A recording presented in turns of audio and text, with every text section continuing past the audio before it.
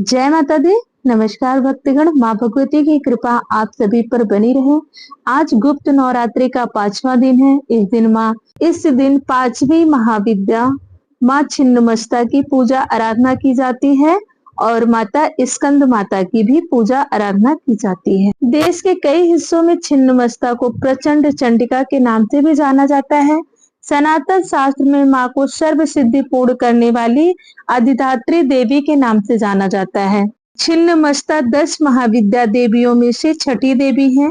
गुप्त नवरात्रि में माँ छिन्नमस्ता की विधि विधान से पूजा अर्चना की जाती है।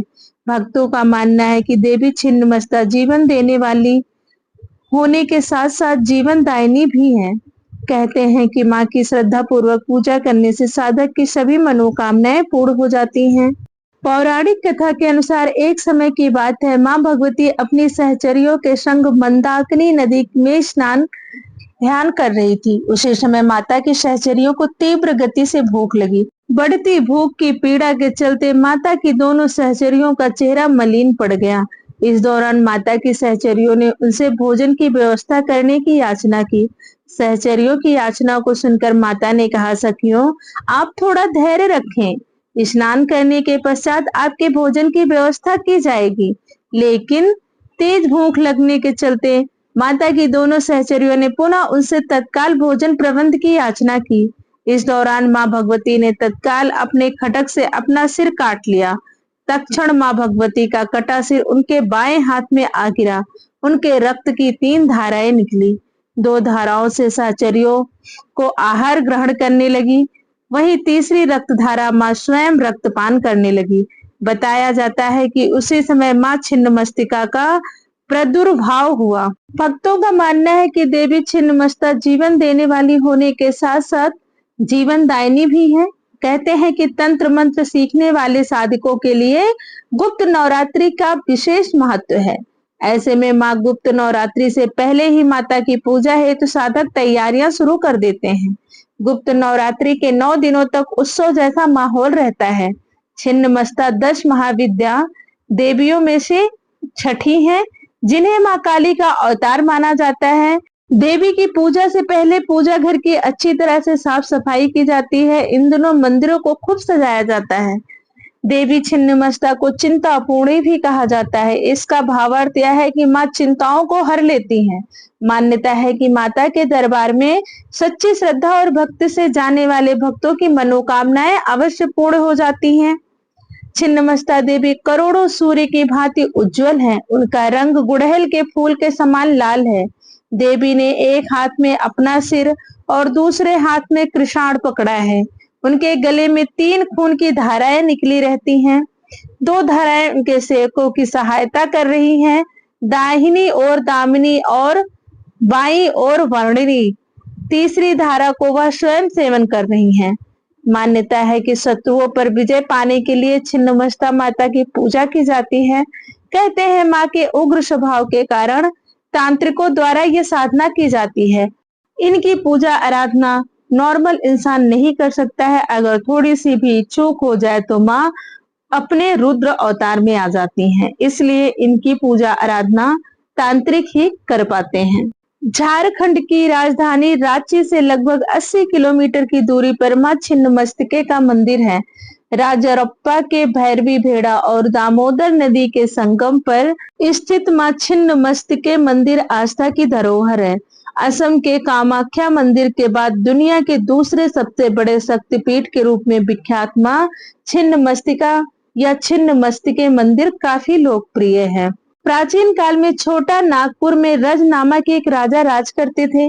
राजा की पत्नी का नाम रूपमा था। इन्हीं दोनों के नाम से इस स्थान का नाम राजरूपा पड़ा, जो बाद में राजप्पा हो गया। एक कथा के अनुसार एक बार पूर्णिमा की रात में शिकार की खोज में राजा दामोदर और भैरवी नदी के संगम स्थल पर पहुंचे। रात्रि विश्राम के दौरान राजा ने स्वप्न में लाल वस्त्र धारण किए तेज मुखमंडल वाली एक कन्या देखी। उसने राजा से कहा, हे राजन, इस आयु में संतान न होने से तेरा जीवन सूना लग रहा है। मेरी आज्ञा मानोगे तो रानी की गोद भर जाएगी। राजा की आंखें खुली तो इधर उधर भटकने लगे। इस बीच उनकी आंखें स्वप्न में दिखी कन्या से जा मिली। वह कन्या जल के भीतर में राजा के सामने प्रकट हुई। उसका रूप अलौकिक था। यह देखकर राजा भयभीत हो उठे। राजा को देखकर वह कन्या कहने लगी, हे राजन, मैं छिन्नमस्तिके देवी हूँ। कलयुग के मनुष्य मुझे नहीं जान सके, जबकि मैं इस वन में प्राचीन काल से गुप्त रूप में निवास कर रही हूँ। मैं तुम्हें वरदान देती हूँ कि आज से ठीक 9वें महीने तुम हे पुत्र की प्राप्ति होगी। देवी बोली, हे राजन, मिलन स्थल के समीप तुम्हें मेरा एक मंदिर दिखाई देगा। इस मंदिर के अंदर शिलाखंड पर मेरी प्रतिमा अंकित दिखेगी। तुम सुबह मेरी पूजा करो। ऐसा कहकर छिन्नमस्तिके अंतर ध्यान हो गई। इसके बाद से ही यह पवित्र तीर्थ राजप्पा के नाम से विख्यात हो गया। प्रेम से बोलिए माँ छिन्नमस्तिका की जय। आइए अब सुनते हैं स्कंद माता की कथा।